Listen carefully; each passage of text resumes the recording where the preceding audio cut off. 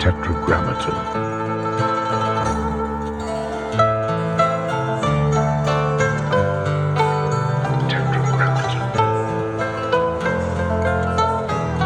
have a love-hate relationship in Vegas, because I don't act like I used to, Yeah. So now once we're in there playing, it's great. The Sphere is not like any other gig. It's totally its own thing. No, it's its own thing.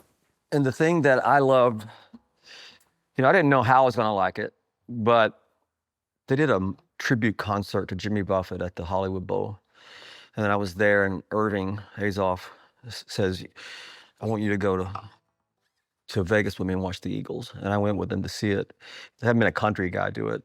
You need to do it. And I said, oh, it looks great, and so that's how that started. It's only been you two and Fish, right? Are those the only two other artists who've done it? And Dad and Company. Oh. Yeah. I think No Doubt just finished. Oh, really? But the stuff I've seen of Fish on there, is just unbelievably creative. I loved it. But I really love the process of putting that all together. Mm-hmm. For the creative brain, it was a bit overwhelming at first, but man, when you're in there, it's very unique, and for me, who has built an audience, part of my mojo is, okay, all night, right? It's human behavior. You can't help it. The people that are in there, that thing comes to life and everybody's going, and then, oh, wait, the band's down here. Even where the artist is positioned is a weird place to relate to the audience. But I mean, after a couple of shows, I was really able to reach across the fence and bring them over to us.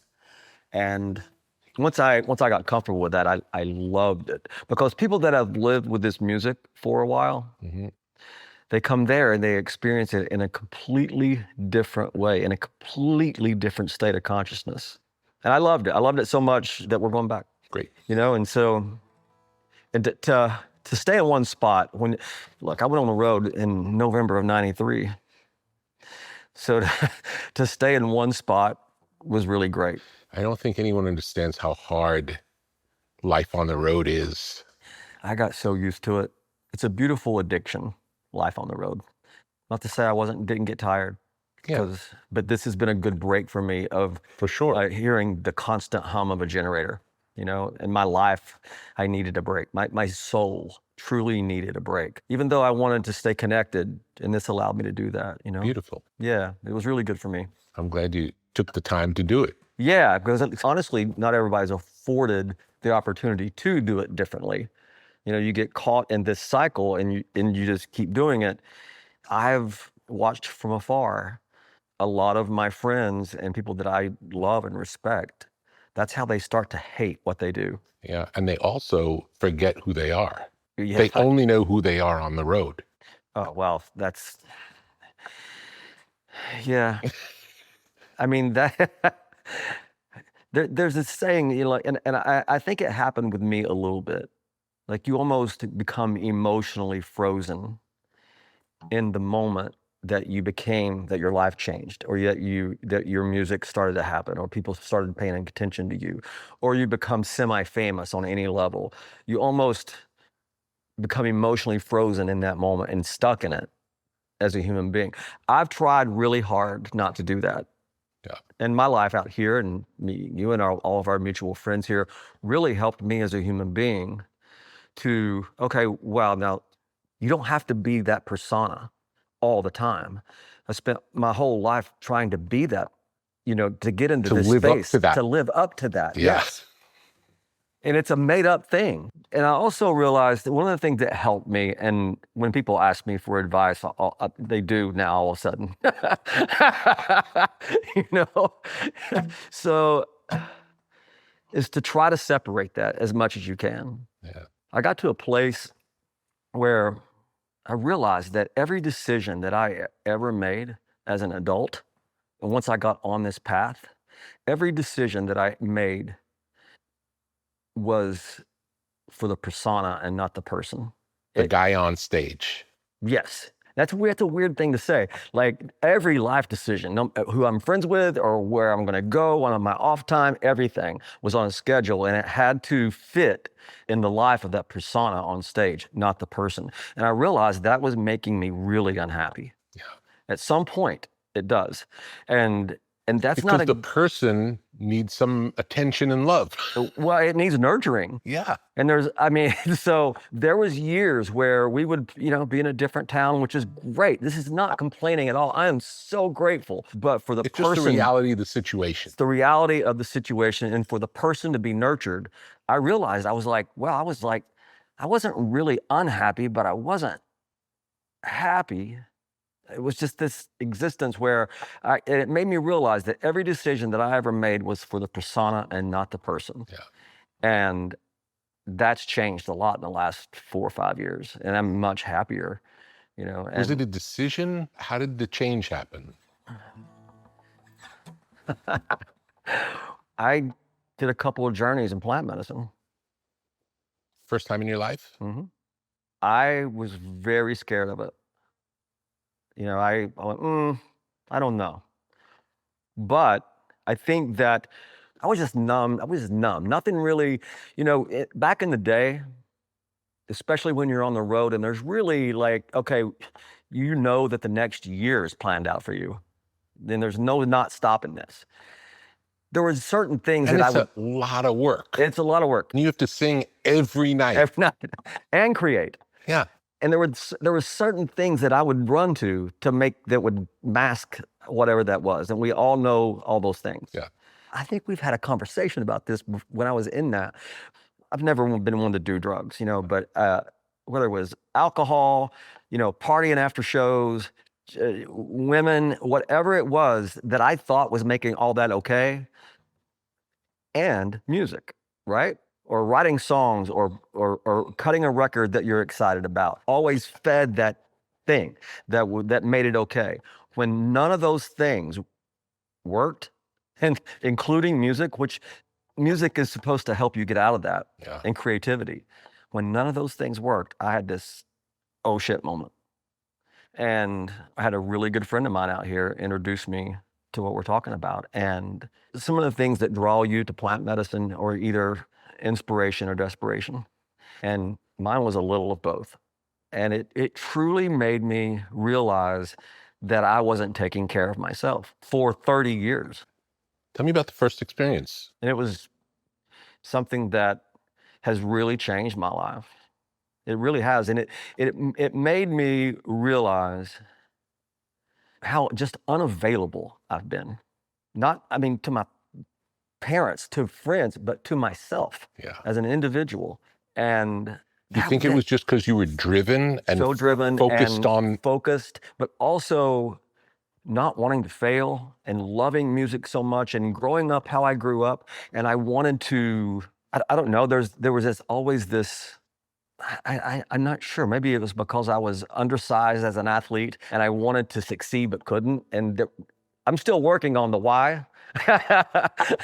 but yeah, it made me, within that space, it tore my heart open enough to where I could actually look in there and take a peek for the first time ever. And it was amazing.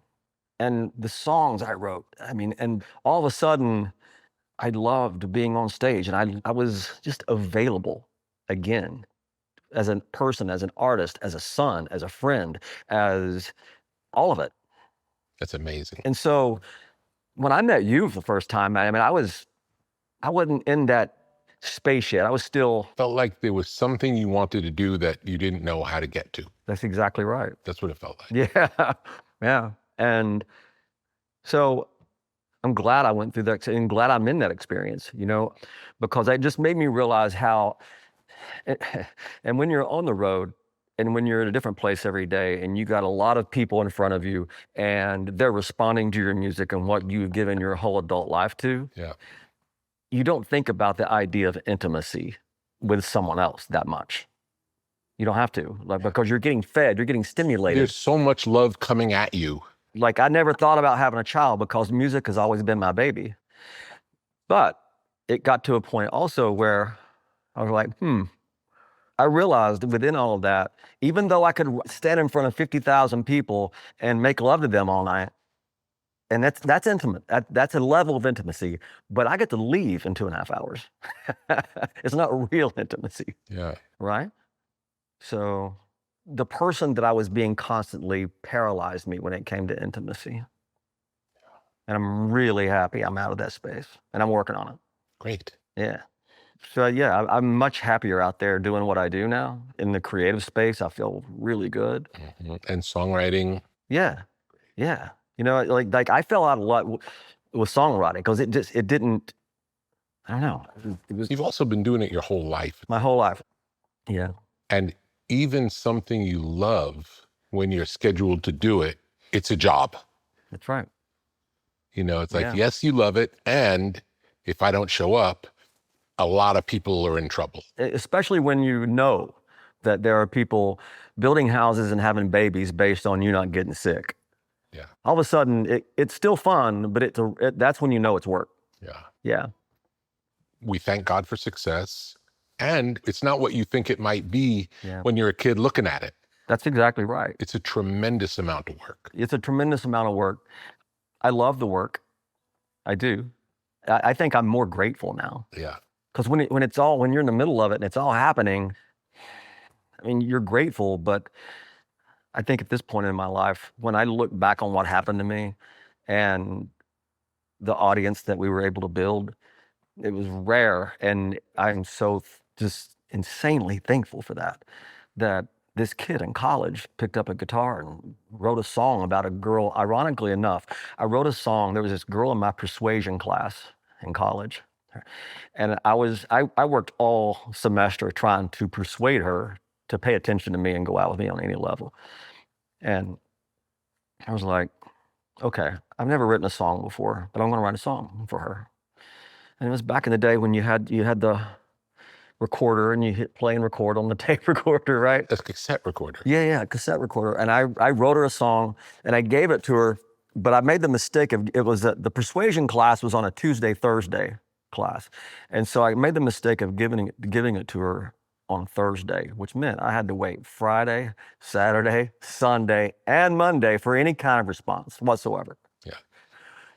So the Tuesday, I just, it was that time for me to walk in and get some sort of response from her.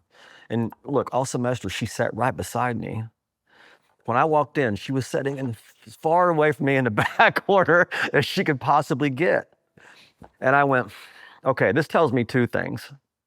My songs have to get a lot better. And this was the first time that I was going to taste what I was going to taste a lot of in the future, was the first taste of rejection in the music business. Yeah. But for some reason, it didn't bother me. I said, okay, you got to get better. Do you remember the song? Her name was Amy, and I can't remember the song. Okay. But it was. So I'd love to hear it if you. Oh my God, I don't even have any. I'd love to hear it. Yeah, wouldn't it be great? It would be great to hear it. But that was the first song I ever wrote. I was a sophomore in college at East Tennessee State University. That's where this whole creative thing began. But you had began. no plans of becoming a singer or. No. Well, I was in college, and Rick, I was playing at a Mexican restaurant called Chucky's Trading Post. It was on this big river where people, have you ever been whitewater rafting? Mm-hmm. Okay, well, at some point they'll stop and you'll get off and have lunch or whatever. Well, I was playing at a Mexican restaurant halfway down this river called the Nolichucky River. And people would get off and they would drink some beers and whatever. And I would be the guy up there playing. And that's the first place I ever felt any kind of connection. More a job or more like the beginning of your career? I didn't know it was going to be this, obviously, but it was more me in college, and I was playing there, and then all of a sudden, there was a couple of bars at ETSU, what's called the Tree Streets, and there was a place called Quarterback's Barbecue. I played there 3 nights a week, and at Chucky's, and then in Johnson City, I kind of graduated. There was a couple of guys that when I joined a bluegrass band at ETSU, I mean, it was like a real class. And it's still one of the only classes in the country where you can take bluegrass music as a accredited class. And it was great. And that's the first time I learned how to play with a band. And there's a place still today in Johnson City called the Down Home. And the Down Home, every bluegrass band in the world plays there. I mean, I've seen James Taylor there, Alison Krauss in Union Station. I mean, all these people played there. And every Wednesday night, they had a thing called the Open Hoot, which means you could sign up for 30 minutes and get up and do anything. And it's a place where you drink beer and have chips and salsa and you watch people get up for 30 minutes and play. And me and a guy named Marcus Smith and another guy named Sean Lane, we would get up every Wednesday night and play for 30 minutes. And we'd play songs we wrote. You know, by that time I was writing a few songs and some bluegrass songs, and that's where this started. But the creative part of it was for that girl in my persuasion class. And then after that, it just kind of, I went, oh, wow, like, you know, it wasn't all the time because I didn't know this was going to be my life, but it was just kind of a slow burn and like this seed that was sown, you know, in college. And that might be a familiar story. I would imagine that a lot of guys who started playing guitar was to impress a girl at some point, maybe. A lot of my friends that I know that do this, that's I have that in common with them, but that's how it started for me.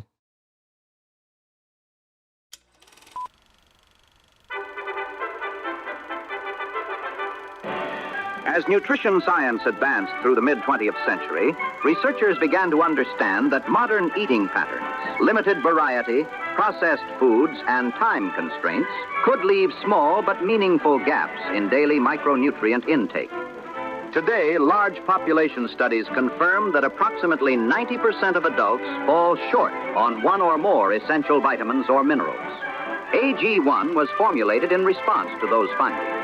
Each daily serving provides more than 75 vitamins, minerals, and whole food sourced nutrients, including vitamins A, C, E, B6, B12, magnesium, zinc, selenium, and iodine. A scientifically developed formula backed by nutrition research and delivered in forms the body can readily access. Because utilization depends on absorption, AG1 also contains probiotics to support gut health and digestive function, helping the body make effective use of what it receives. AG1 contains no gluten or dairy, uses no genetically modified ingredients or artificial sweeteners, and is suitable for a wide range of dietary approaches, including plant-based, paleo, keto, and low-carbohydrate diets. Available in single-serving packets for when you're on the go.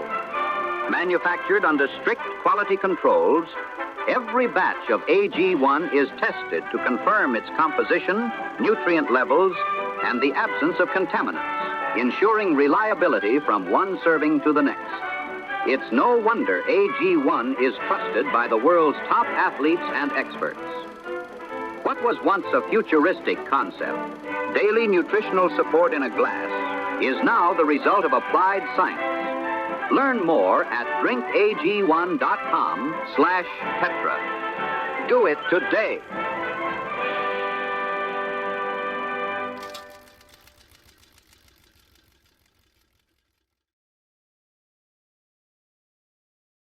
When you started writing, was it always with a guitar? Yeah. The music is what would start it, and then you'd start singing to that?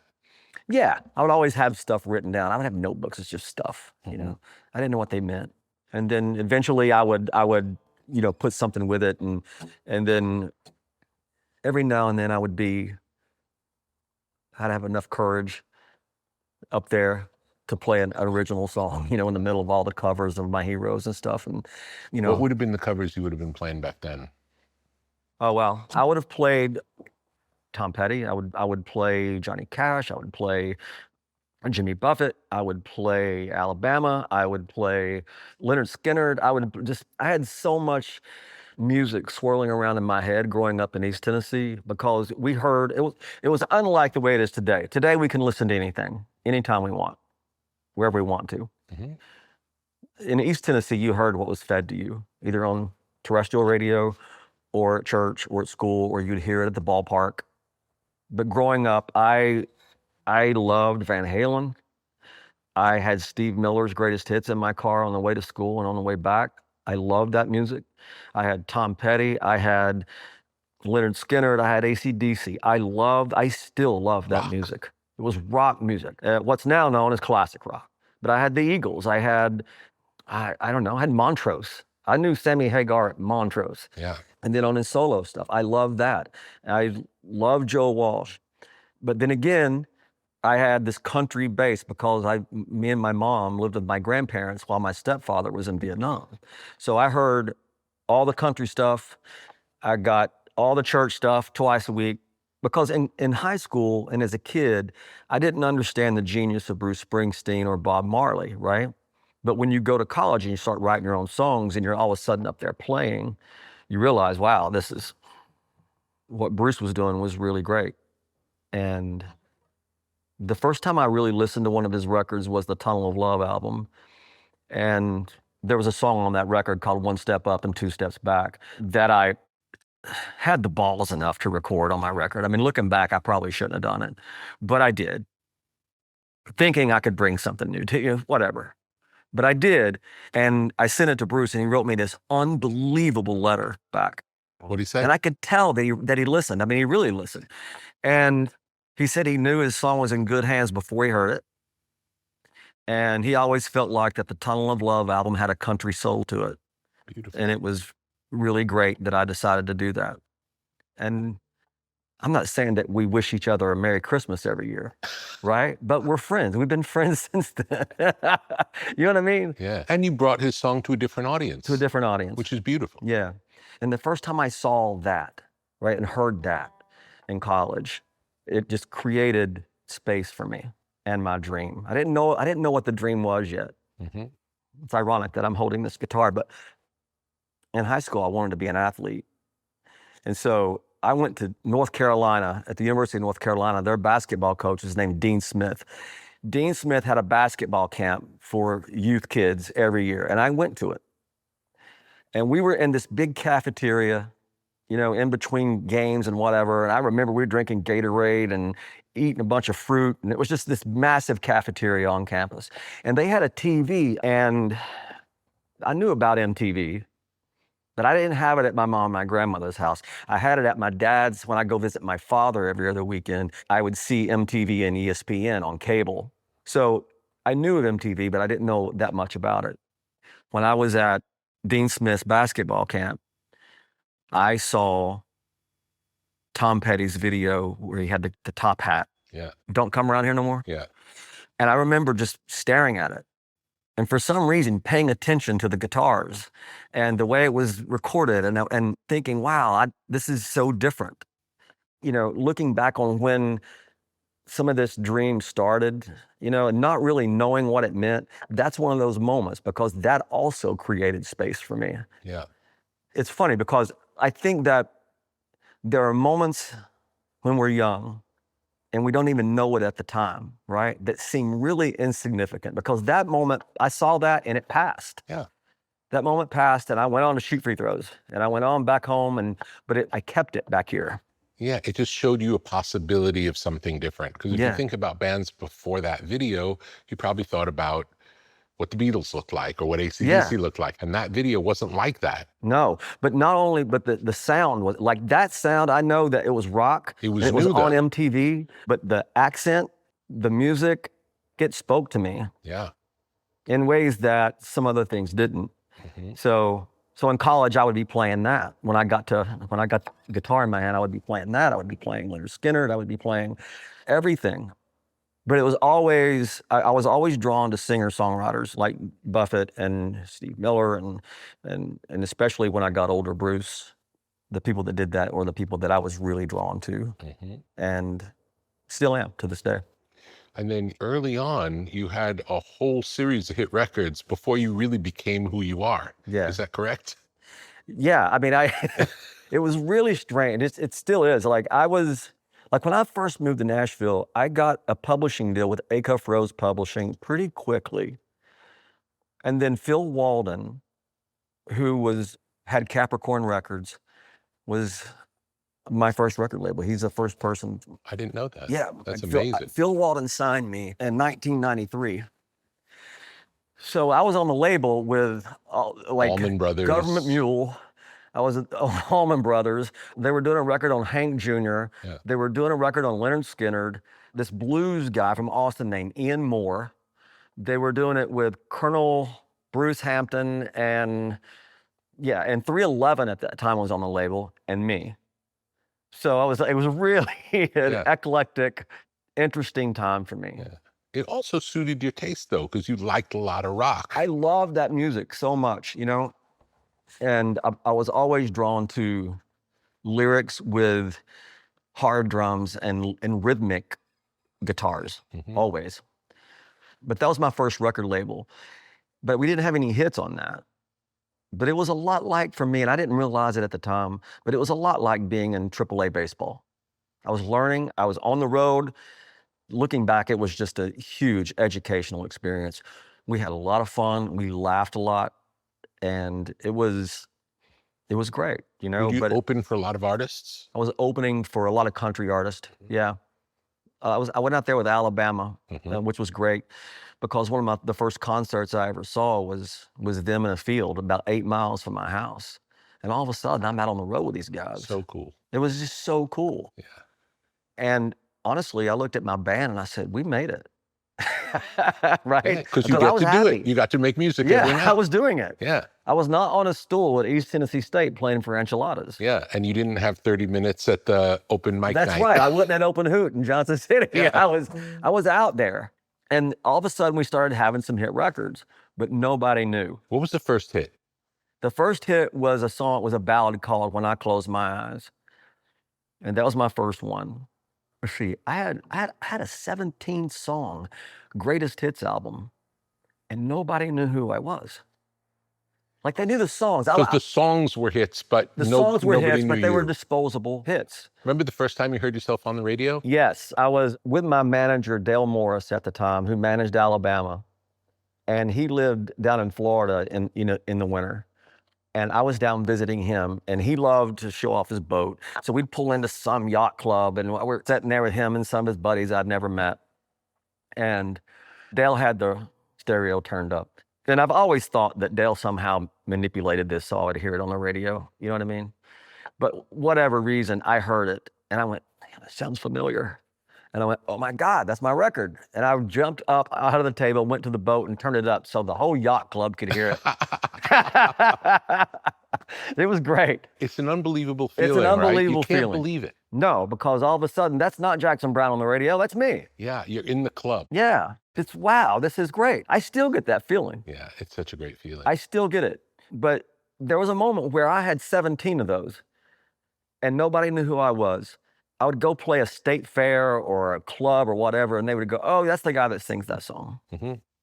And oh, that's the guy that sings that song and that song. It wasn't until 2002 when we released the No Shoes, No Shirt, No Problems album. And that's when it all took off. How many years in was that? 13 years. 13 years. Yeah. It's a long time. Long time. You know, I was making records, Rick, to fit a formula in a genre. That was the definition of success. And the reason people didn't know who I was because there was a lot of people singing the same songs, mixing the records the same way, dressing the same way. And I was just trying to fit that formula. I was in survival mode for a long time. Yeah, right? you're trying to fit in. Trying to fit in and just trying to. And you succeeded at doing that. I succeeded at doing that. But during the time that I released my greatest hits record that had all the radio hits on it, I had about 2.5 years of nothing, of not releasing music. And it afforded me the time to really take my time. And it was also a period of my life where I was changing. What do you think allowed that to happen? I went to the Virgin Islands to shoot a video for one of those Disposable songs. And then I spent a lot of time down there.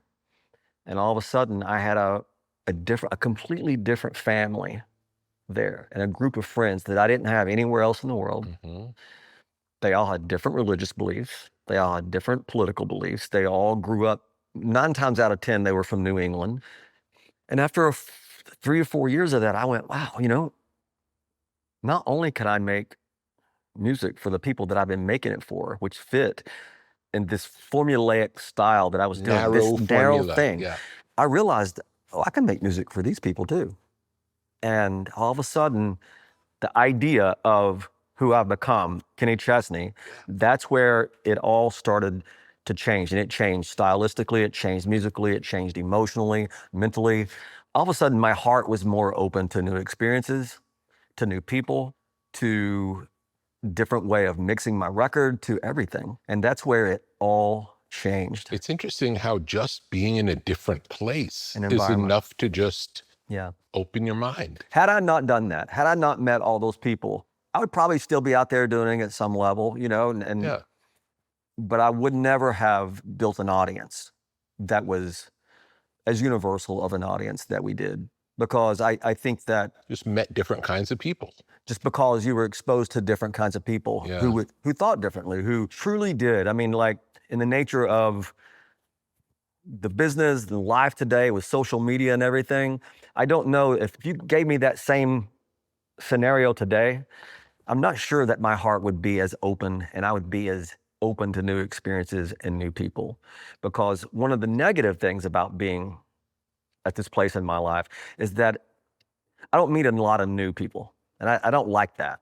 I don't let myself, I'm not as open as I was going to the Virgin Islands in the way I'm talking about now. Yeah. And I wish I was, but There's also something about island life that's really open and free. yes. If you meet someone like in Hawaii or whatever, there's something about a level of acceptance. Yeah. And you feel closer to them than you would if you met them anywhere else. There's a connection to nature that's inherent in us. Yeah, it's very primal. That they keep and that many of us have lost growing up in industrialized places. Yeah. Yeah. Because I was so on fire when I went down there. I mean, before I made the No Shoes album, when my life really changed, I was so curious as a human. And I was on fire with creativity. And I knew my life was changing. I just didn't know where it was going to take me. But I said, come on, bring it on. It was great, right? Such a great feeling. So, yeah. And I get that. Still get that. I'm not saying I don't, but it's. First time is different though, because when it's a new experience, it's amplified in some way. Yeah. And when you've been doing this for a while, you run it, your first gets smaller, which is fine. Yeah. It's just the nature of life, I think. Yeah. Okay. Yeah, that's true too.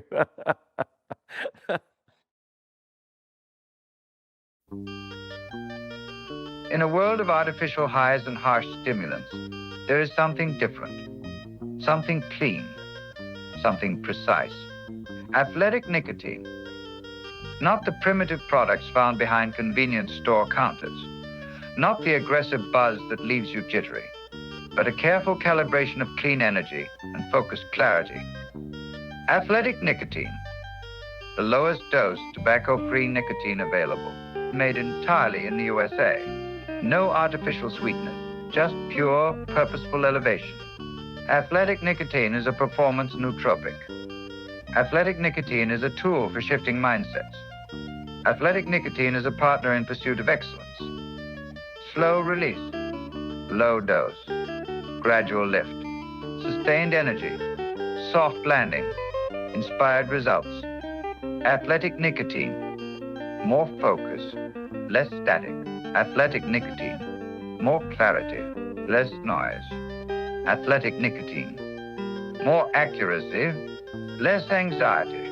Athletic nicotine, from top athletes pushing their limits to artists pursuing their vision. Athletic nicotine offers the lift you've been looking for. Learn more at athleticnicotine.com/tetra and experience next level performance with Athletic Nicotine. Warning, this product contains nicotine. Nicotine is an addictive chemical. Where would you say songs come from? Wow. For me, it's just, I get inspiration from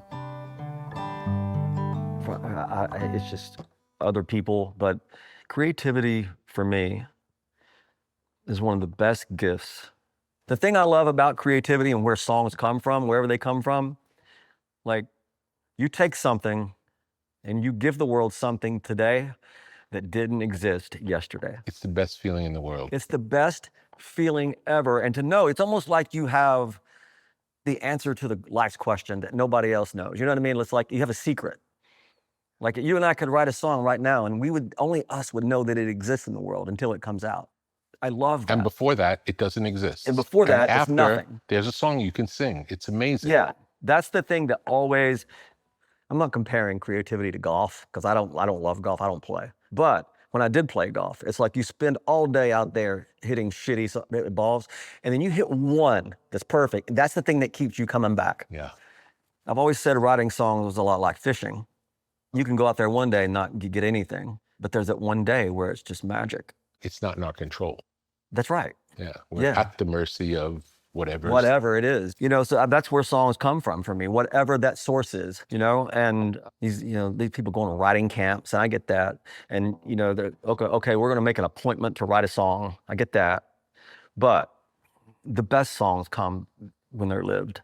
The writing camp sounds more like your earlier career. That's exactly, the songs that fit.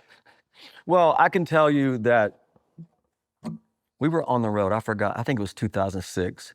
And we were playing Ohio State's basketball arena. And we had a night off. So we were there early. On that night off, Van Halen was playing the same arena. And Louis Messina, who had worked a lot with Van Halen and with Sammy especially, was promoting my tour and still is. But I said, Louis, I got to meet Sammy Hagar. So we went, he worked it out for me and the band. All of a sudden, we go backstage and there's Eddie without a shirt, with hair, doing his stuff. And here comes Sammy Hagar in this yellow jumpsuit and his red shoes and his blonde hair. And it was as if I had known him my whole life. Now you take my road manager and I, David Farmer, we were kids. We were in his garage with pool sticks, acting like they were guitars, listening to Montrose. And then here comes that guy. So me and Sammy became pretty instant friends. And then he invited me to come play his birthday party he has every year in Cabo. And I said, okay, we're coming. So I bet we play 3.5 hours. Wow. And then there was a club next to it called Squid Row. And me and the band went to that. Well, when I was in that club, I just felt restless. I felt uneasy for some reason. Everybody was having fun. And I was looking around at a lot of the guys in my band and some of the guys that I grew up with. And I don't know why I had this feeling, but I was going, they've all got families and they've all got their lives they're building. And I started to not feel bad for myself or whatever. I said, but I'm not doing that. And I just kept feeling like I needed to leave that club. And I left the club and I went to the house that Sammy got us, overlooking the lights of Cabo. And I pulled out a notepad and I pulled my guitar out of the case and I sat out. I can still see the table. It was a round glass table at the pool deck. And I was out there by myself, trying to figure out what it was I was feeling. I was 36. And I said, I don't have to figure all this out right now. Whatever you're feeling in the club, it's just okay. It's okay to play at Sammy Hagar's birthday party and this be what you're doing right now. And I just started writing down everything I was feeling. And that's where I wrote Beer in Mexico. I wrote it completely by myself in about a 3-hour period. And by the time the band got back to the house that Sammy got us, that song was almost done. Now that's an example of where songs come from. Yeah. It's lived. Can you play it? It's like, sit right in and have another beer in Mexico. Do my best to waste another day.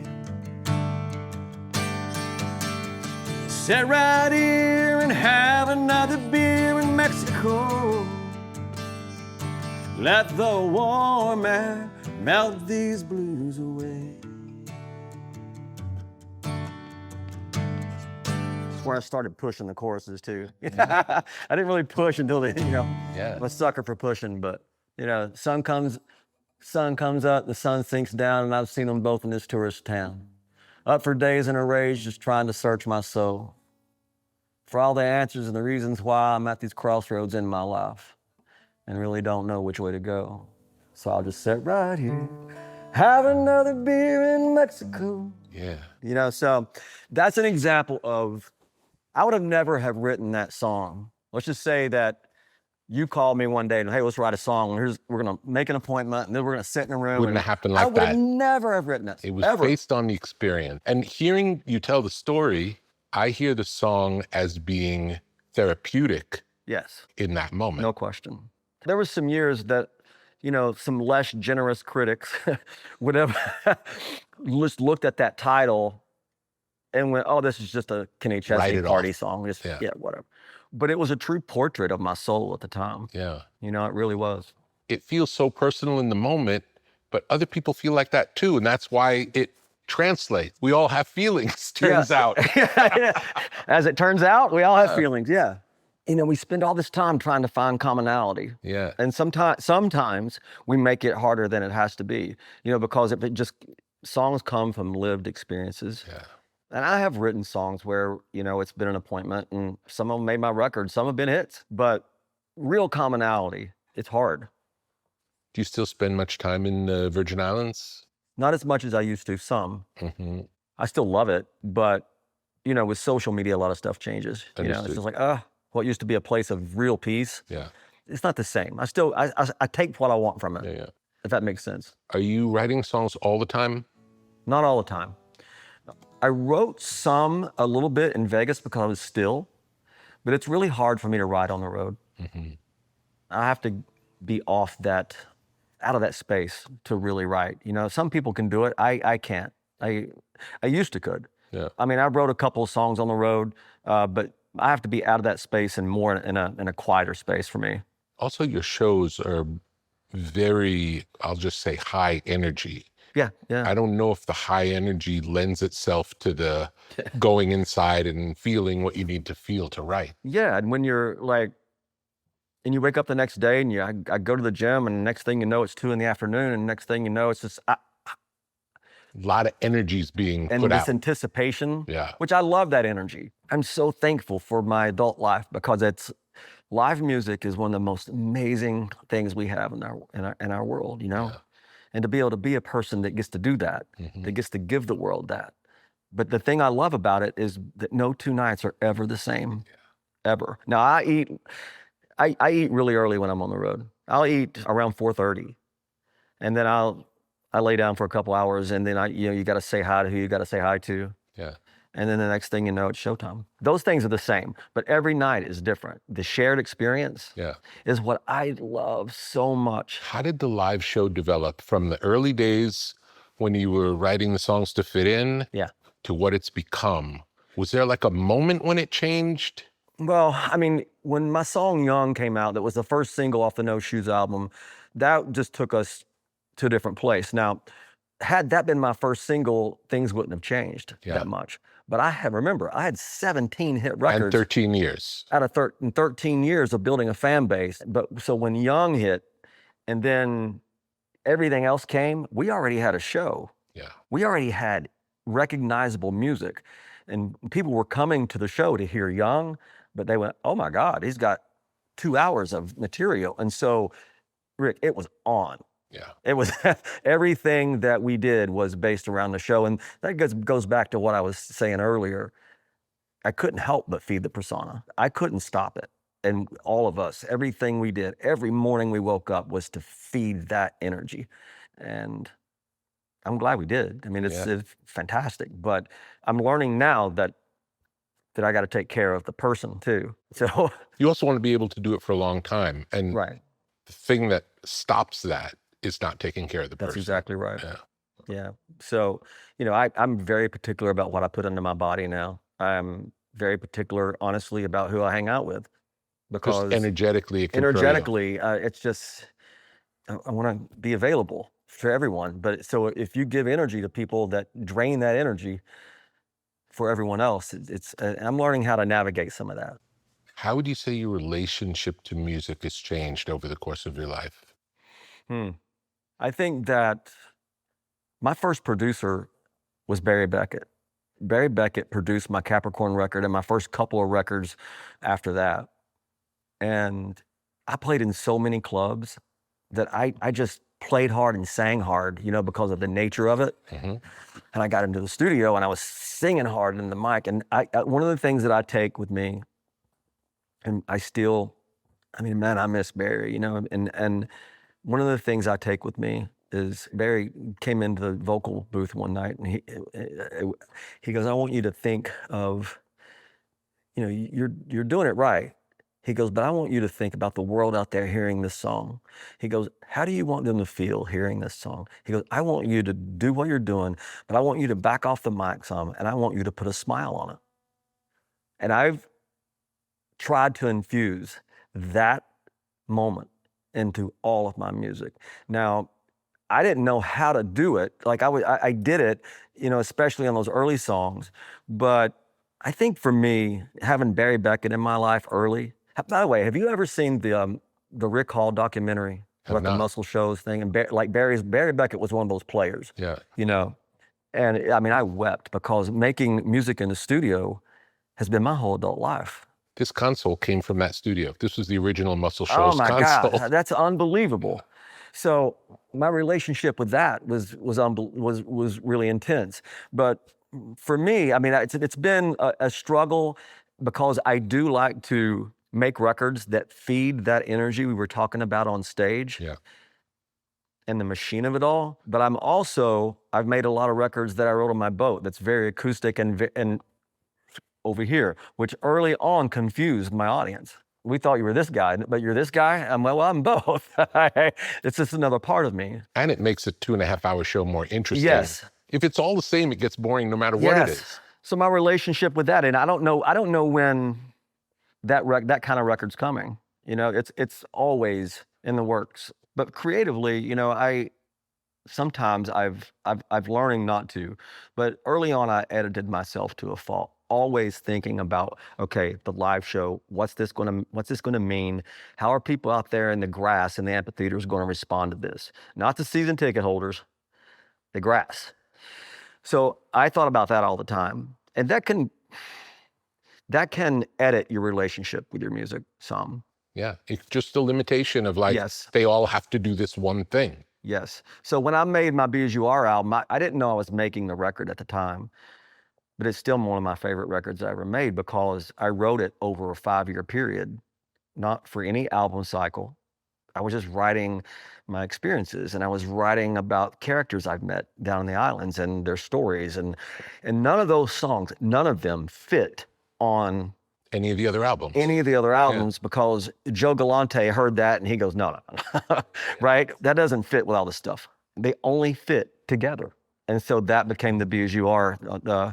It was called Songs from an Old Blue Chair. But that was a true portrait of my soul, which is a whole other relationship with my music. You want to play one of those? Sure. I was in the Virgin Islands, New Year's Eve. What's the guy that predicted the end of the world, 2000? Nostradamus. And that, like, did he say, like, you know, the world's going to end in the year 2000? So everybody was kind of antsy, right? Y2K. Yeah. So it was like, and man, I was really drunk on the beach one night, and I was sitting in this old blue chair, and I had one of those Tervis tumbler cups about that tall, full of rum and coke, and it was probably 2 a.m, and I was on the beach, and I put that glass between my legs and lay back, and I fell asleep. And I woke up with the sun coming right over Tortola, right? And I had mosquito bites everywhere. I went back to the house, I slept a couple hours, and I got up and started writing this song. And I would have never written something like this unless it was lived. So, see you in a minute. There's a blue rocking chair sitting in the sand, weathered by the storms and well-oiled hands. It sways back and forth with the help of the winds, and seems to always be there like an old trusted friend. I've read a lot of books, wrote a few songs, looked at my life, where it's going, where it's gone. I've seen the world through a bus windshield, but nothing compares to the way that I see it, to the way that I see it, to the way that I see it when I sit in that old blue chair. Beautiful. So beautiful song. But that's not hammered down on stage, Kenny Chesney. That's a whole other relationship. In a long answer, that's a whole other side to my relationship with my music. And I love that side. For sure. But if you're playing SoFi Stadium in LA, I don't know that you pull Old Blue Chair out. Yeah. You might. You might, in the middle. In the middle. You might. It's quick though. I mean, get a little stage in the middle of the audience. No question. It's a good vibe. Yeah. So the relationship with my music is a little, like, I love being that person, but I also love being the other person. So I've had numerous people ask me if I'm ever going to do just a show of that kind of stuff, and I might. Yeah. You know, I think it would be really great. I mean, I saw one year the Stones did it, and I thought it was really brilliant. Not that I would steal from them, but I thought the idea was great. And the same calendar year, they did clubs, they did theaters, they did arenas, and they did stadiums, all in the same year. And I would imagine that every one of those shows in those environments were different. Totally different. And I love that idea. And I think I'm going to go ahead and apologize to the guys. It's such a cool idea. Yeah. It's but fun. you have to have a scope of a catalog to do it, to pull that off. But maybe we'll do that one day.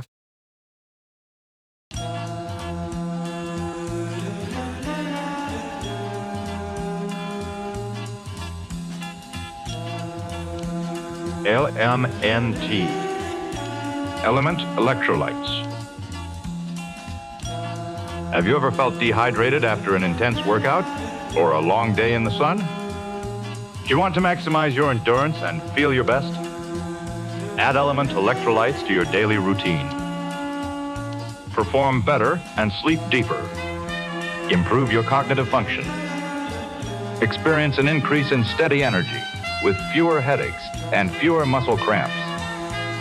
Element Electrolytes. Drink it in the sauna. Refreshing flavors include grapefruit, citrus, watermelon, and chocolate salt. Formulated with the perfect balance of sodium, potassium, and magnesium to keep you hydrated and energized throughout the day. These minerals help conduct the electricity that powers your nervous system so you can perform at your very best. Element Electrolytes are sugar-free, keto-friendly, and great tasting.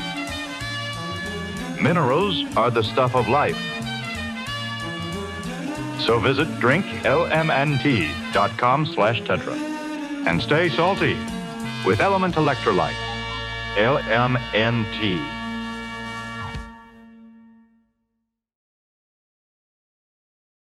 You said you went to church growing up? Yeah. How did that influence your life? Well, my grandmother was very religious. We grew up in an area where we had, just in the nature of our community, we leaned on certain things. We had school, we had sports, we had our friends, and we had church. And I went to vacation Bible school every summer. But it was the first time in church that I heard 3-part harmony. Yeah. And I went, oh, wow, what's that? This is great. You know, one of my first memories of hearing that and how connected I was to it. You know, I didn't know I was going to be that disconnected to it, but it was the first time that I heard music that made me feel something. Yeah. I didn't know what it was. But it seems like magic. Yeah. And I think as a child, you're so impressionable, and things you experience young sets such an emotional blueprint for the rest of your life. Yeah. Like, I don't have kids, but I always said there's a singer-songwriter that played in Jimmy Buffett's band. His name is Mac McAnally, and Mac's just my favorite singer-songwriter ever. And he has this amazing voice. He's a great, great player. And I've written a lot of songs with him.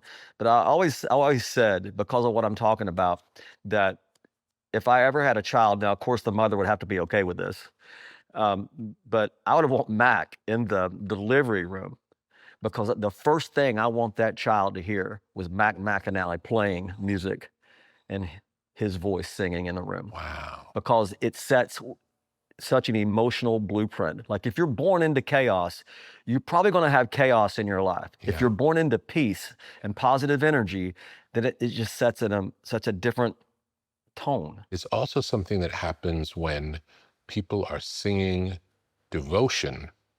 It's got a different energy to it. It's got a different energy to it. It goes through you. Yes. Yeah, and I'm very spiritual. I don't think you can do what I do and not be spiritual. My relationship with religion has changed. Yeah. But it was in church that I was first touched by music that said something, that spoke to me, where it wasn't so right here. All of a sudden, you heard the bottom third and the top third. It goes, what? Oh, Yeah. that's beautiful, right? But I was in church a lot.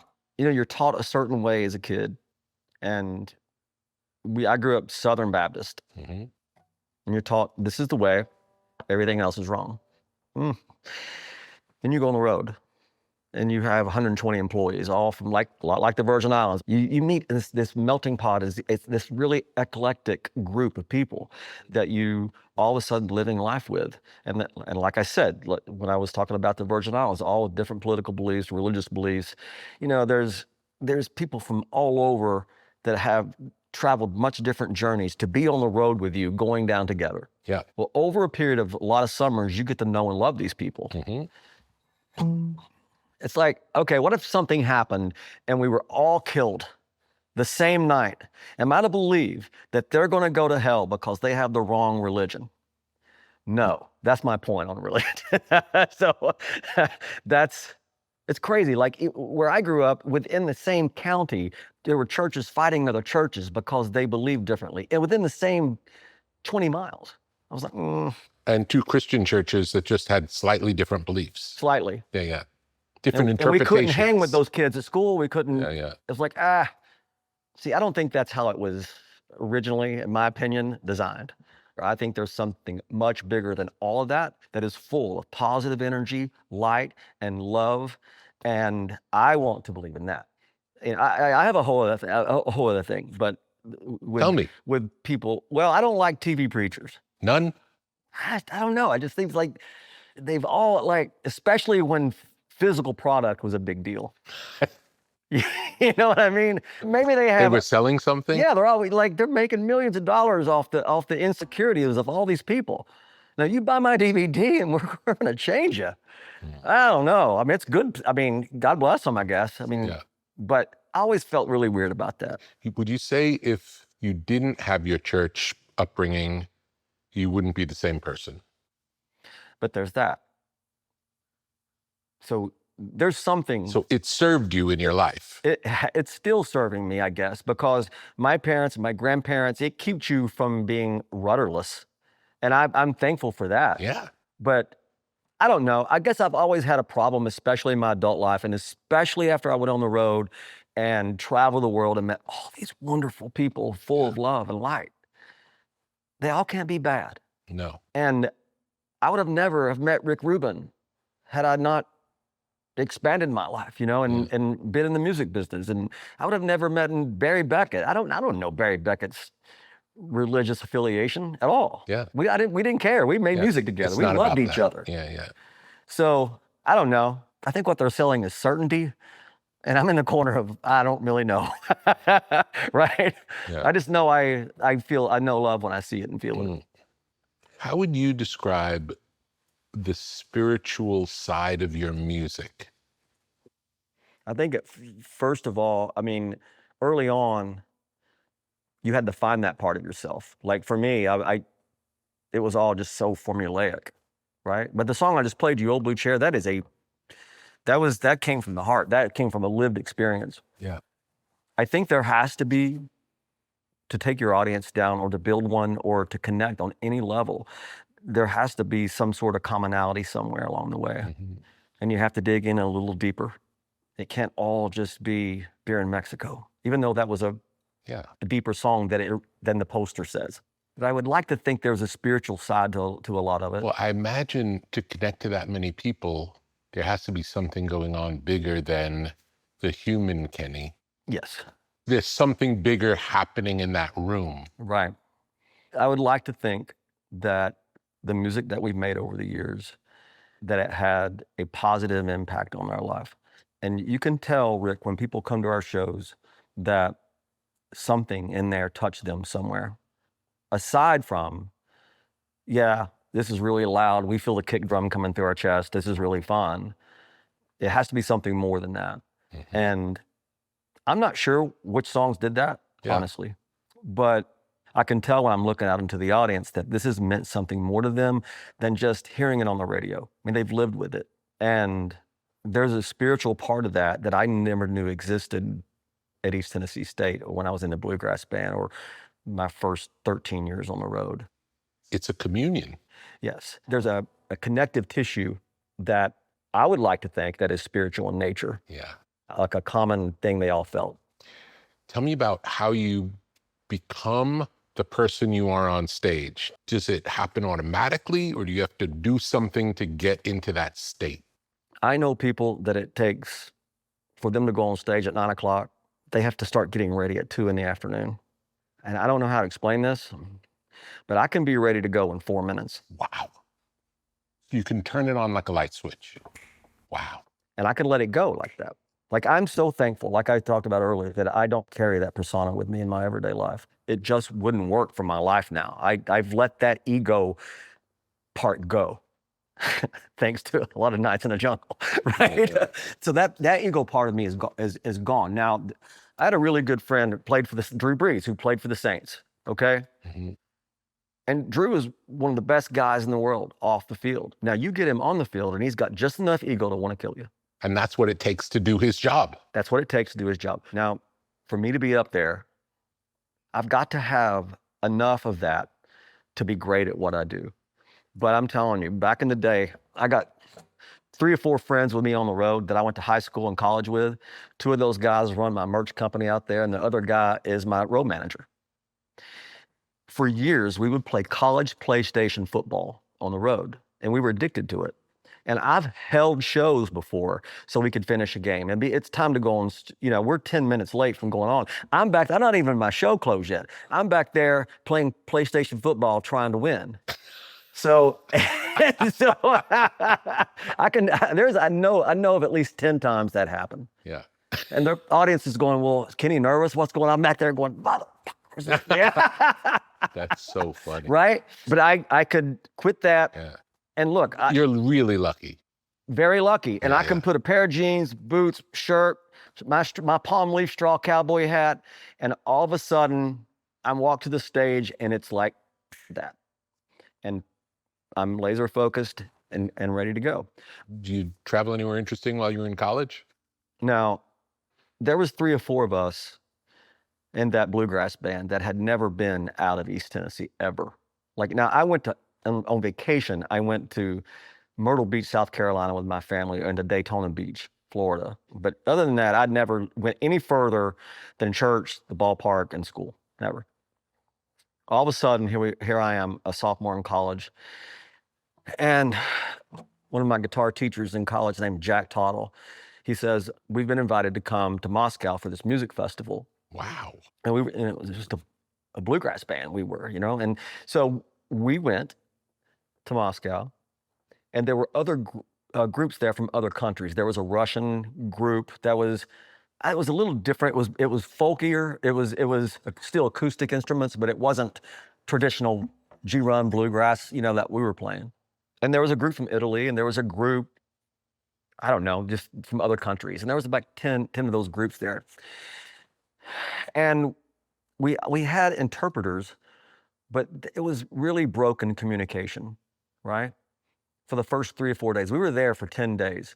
And for the first 3 or 4 days, we kind of stayed in our group and kind of stayed in our zone. Little by little, we started jamming with the other players. And little by little, we all formed our own groups within that. And we were learning from them, and they were learning from us. And all of a sudden, we had written a few songs together. And all of a sudden, we were friends. We still couldn't speak the language, but we played the same notes. So beautiful. And that is the power of music. That was the first time that I ever felt how strong that was and how connected that made people. And I remember thinking how blessed I've been. But by the time we left in this bus to go to the airport, we didn't want to say goodbye to anybody because we knew that was the last time we would see them. But for 7 or 8 days in Moscow in this really shitty university dorm room, in any hour of the night, you would see different people in there playing music and writing songs and jamming together. So cool. And great experience. That's the power of music. What makes a great record? Spontaneity, in my opinion. I've been guilty of making it too perfect. I've been guilty of, like, another Barry Beckett-ism. Barry taught me early on that sometimes, not all the time, but sometimes you can mix the hit out of it. Yeah, overdo it. Overdo it, and I've been guilty of not knowing when to walk away. I've been guilty of maybe sometimes walking away too soon, especially in the middle of exhaustion and making really important decisions in the middle of exhaustion.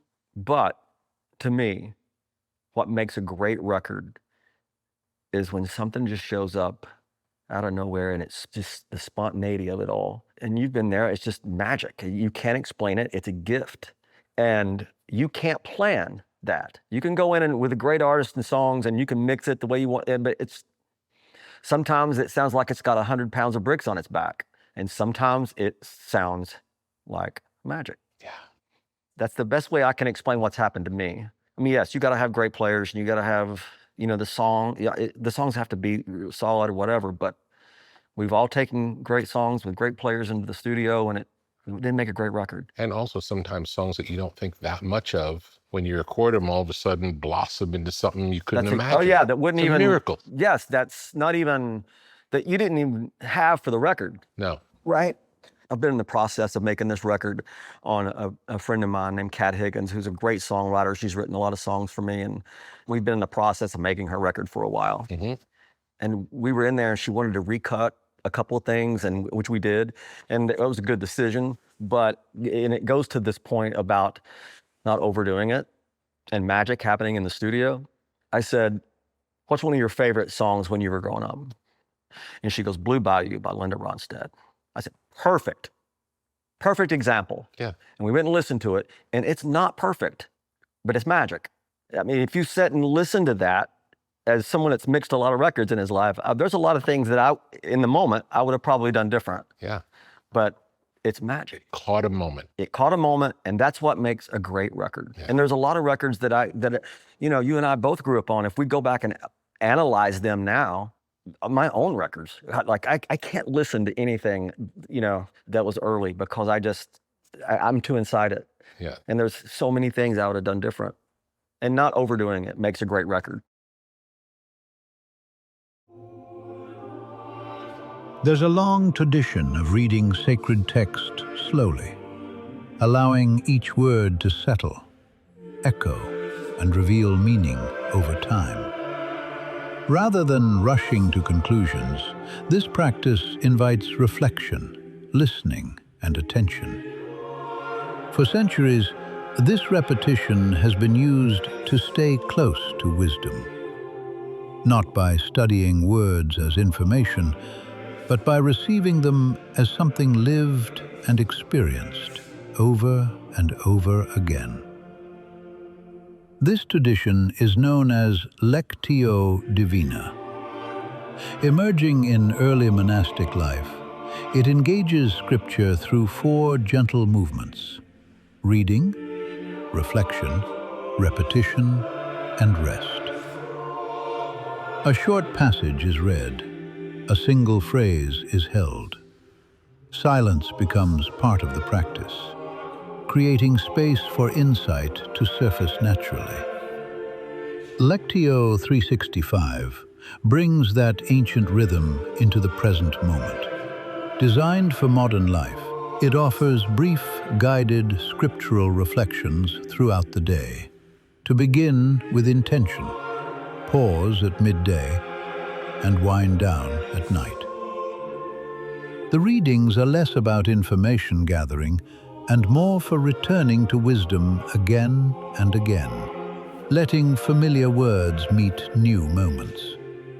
A modern way to keep biblical wisdom close, quietly present, steady, and alive within everyday life. Lectio 365 is a free resource. Find inspiration there, now and always. Learn more at lectio365.com.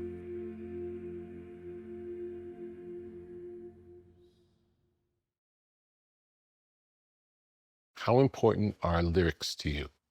Well, I grew up in a very lyrical town, and I got to Nashville when some of the songwriters were bigger figures than the artist.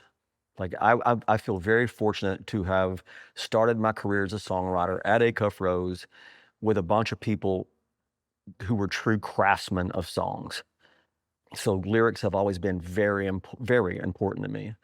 Like the first time I heard you in Tequila, right? I didn't write that song, but the first time, my friend Matresa Berg and Dina Carter wrote that song. And she'd sent it to me before, but it was a female singing it. It was Matresa singing it. And I said, well, send that to me with with a male singing. I just want to hear it. Yeah. And I'll never forget it. It was the year I met you. I believe it was 2007. And I was in Santa Monica and I was driving home. It was magic. It was sunset. And it's just one of those drives. And you go, oh, this is why I live here. And I put that song on. And the lyrics of that song, like, it was just unlike hearing a male sing it. I went, oh, I can do that. That's the power of those lyrics. Because a lot of people collab for marketing and duets and awards and just stuff, you know, for different reasons. I haven't done a ton of them, but the lyrics and the song has to be there first.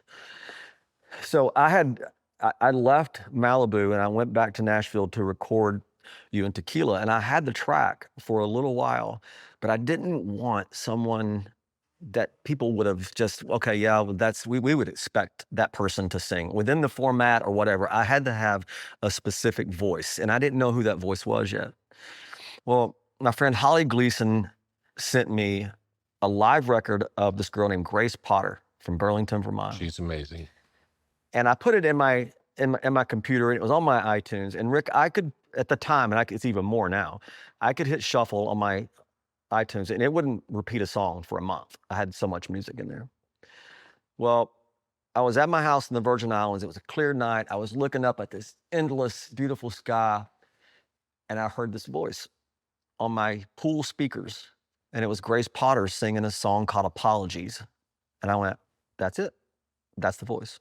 And it was sent. I mean, I'm telling you, it was like this, without being cliche, the stars were aligned. And I called Holly the next day. I said, this Grace Potter person singing this song, I said, that's the voice for You and Tequila.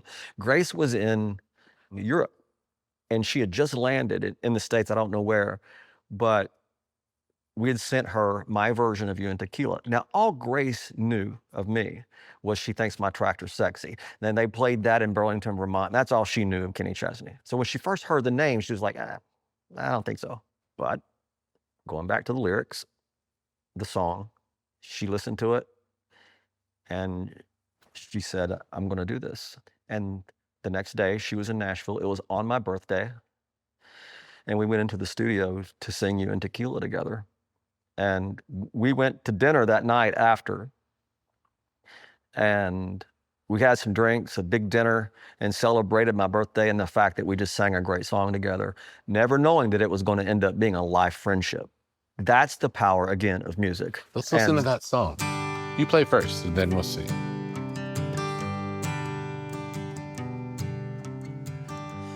Baby, here I am again, kicking dust in the canyon wind, waiting for that sun to go down. Made it up Mulholland Drive and hell-bent on getting high, high above the lights of town. Now you and tequila make me crazy, run like poison in my blood. One more night could kill me, baby. One is one too many. One more is never enough. Never enough. Now you put Grace Potter's, if you want to play it, like you listen to Grace Potter sing that song, it takes it to a completely different place. Let's hear a little of You and Grace.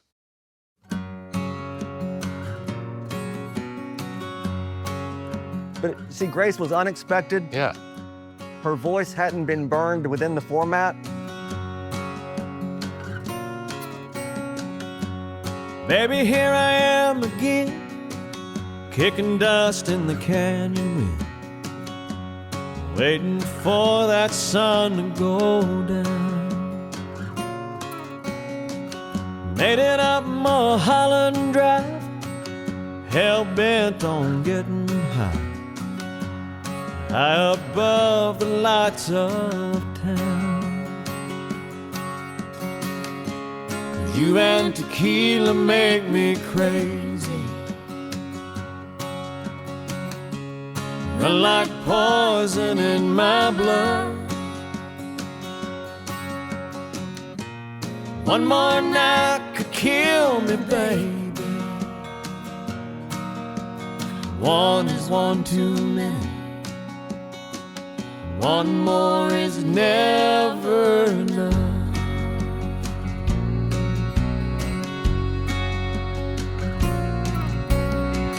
30 days and 30 nights, been putting up a real good fight. There were times I thought you'd win. It's so easy to forget the bitter taste the morning left. Swore I wouldn't go back there again.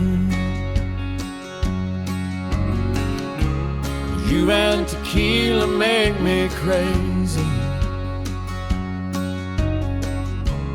Run like poison in my blood.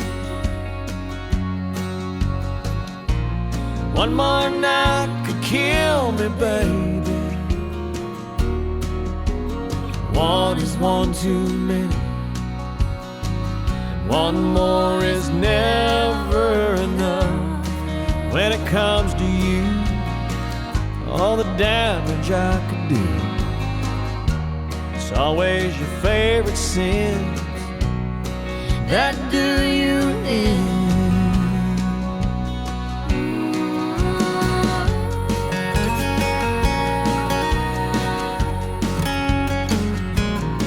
Well, that's a cool song, but it's not the same without Grace. Yeah. Right? Yeah. So that's the lyrics had to be there, you know, so it's like, that's an example of, that's not marketing. That is, Yeah, it's just what it needed. It is what it is.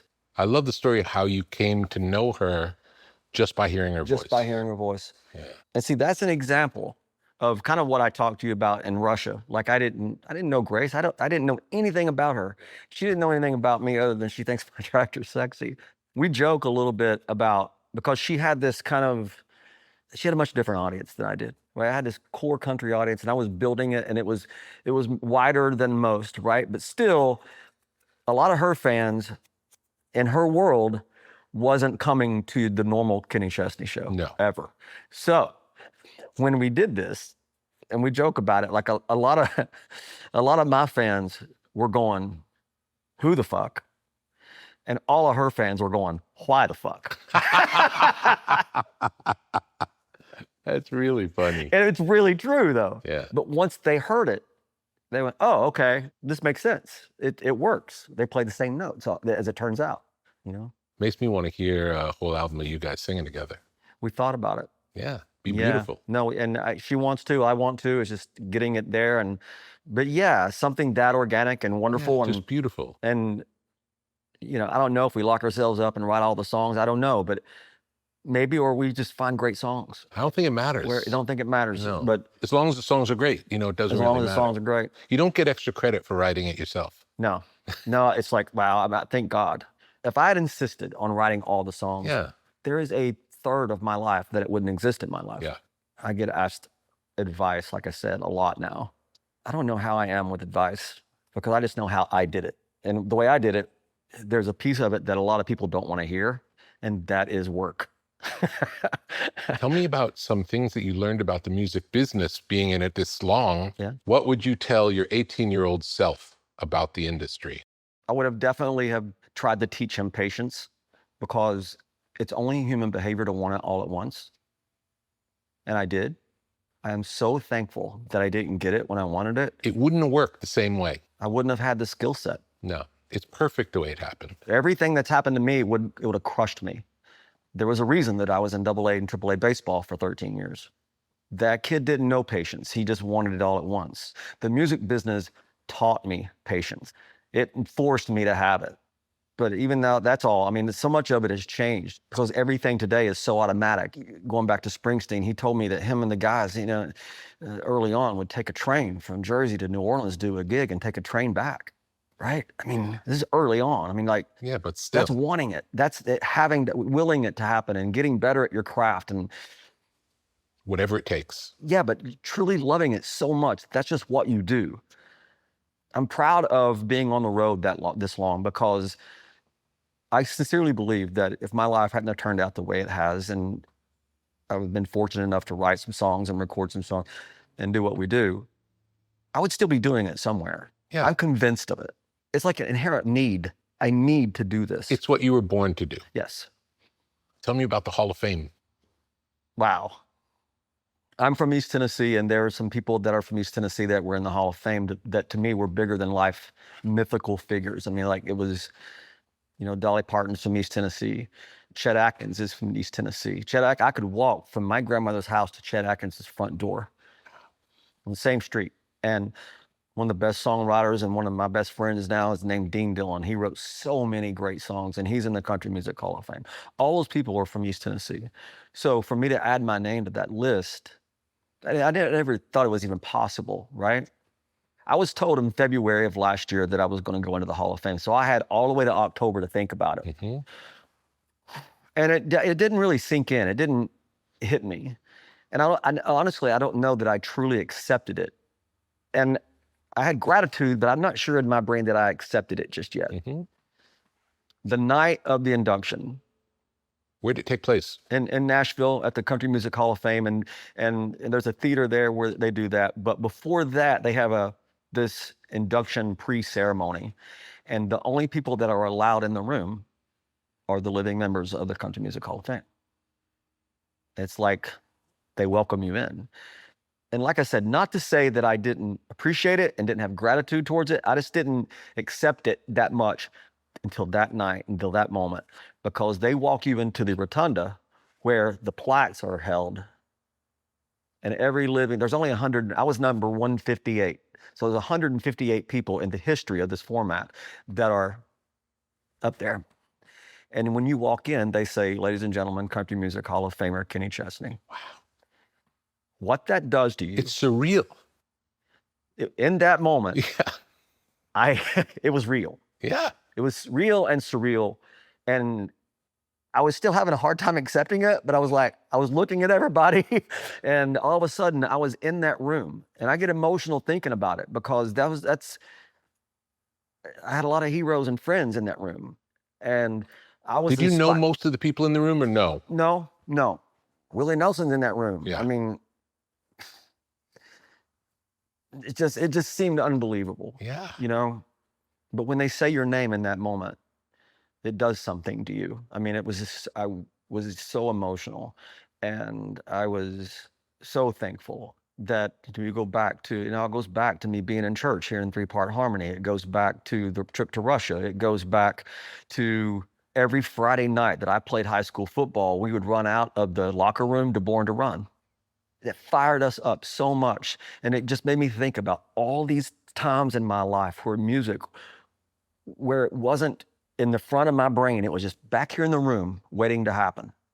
And it was all these pieces of my life that was orchestrated, that was said, okay, not yet.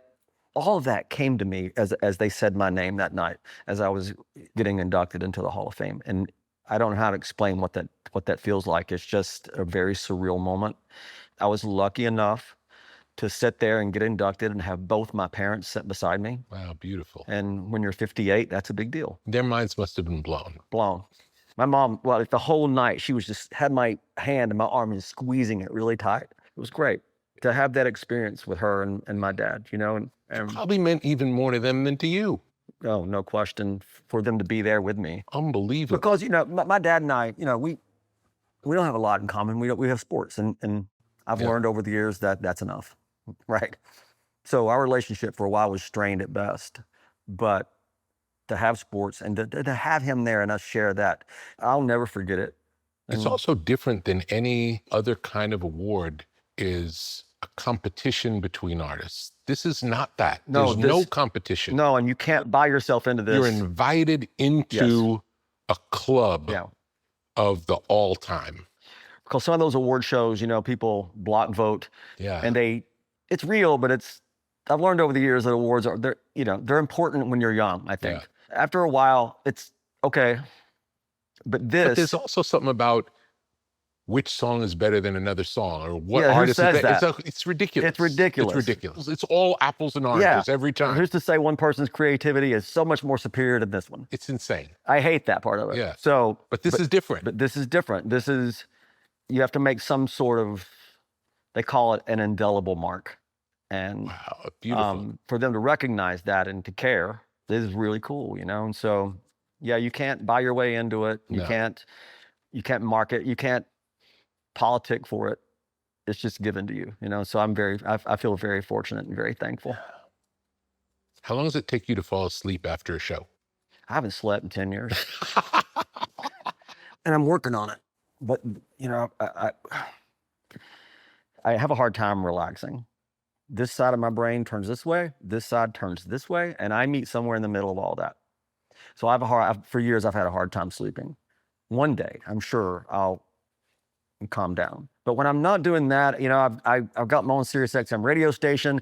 I'm programming that. I'm sending stuff in. Okay, I hate that. This doesn't, you know, stuff we loved 5 years ago. Just get rid of that. We know, let's play the new Grace Potter record. Let's play whatever.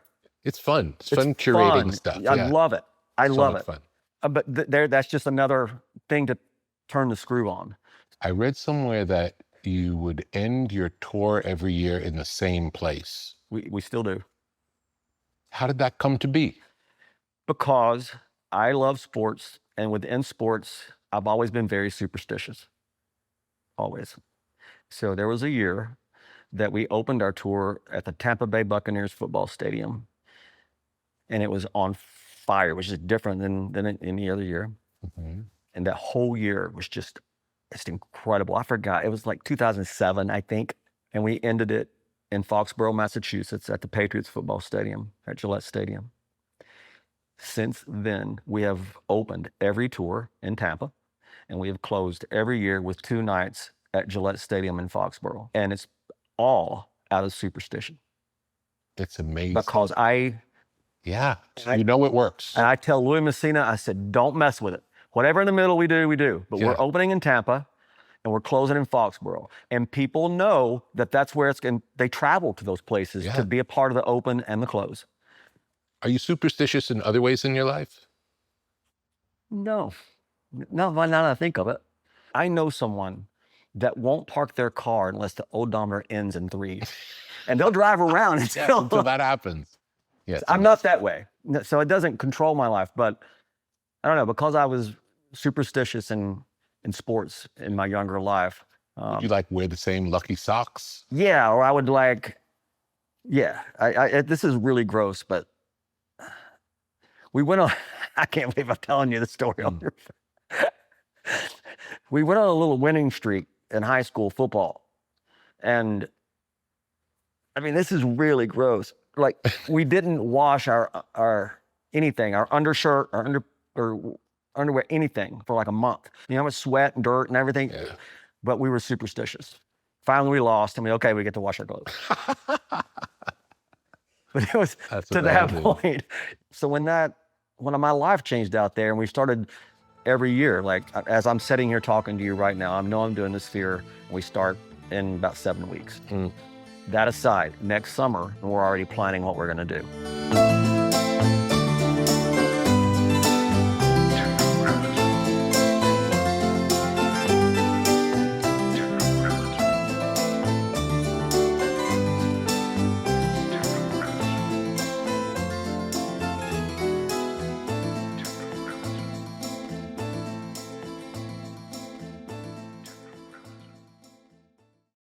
Tetragrammaton is a podcast. Tetragrammaton is a website. Tetragrammaton is a whole world of knowledge.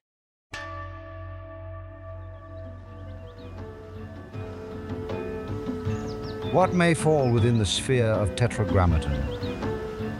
Counterculture? Tetragrammaton. Sacred geometry? Tetragrammaton. The avant-garde? Tetragrammaton. Generative art? Tetragrammaton. The tarot? Tetragrammaton. Out-of-print music? Tetragrammaton. Biodynamics? Tetragrammaton. Graphic design? Tetragrammaton. Mythology and magic? Tetragrammaton. Obscure film? Tetragrammaton. Beach culture? Tetragrammaton. Esoteric lectures? Tetragrammaton. Off-the-grid living? Tetragrammaton. Alt. Spirituality. Tetragrammaton. The canon of fine objects. Tetragrammaton. Muscle cars. Tetragrammaton. Ancient wisdom for a new age. Upon entering, experience the artwork of the day. Take a breath and see where you are drawn. Tetragrammaton.com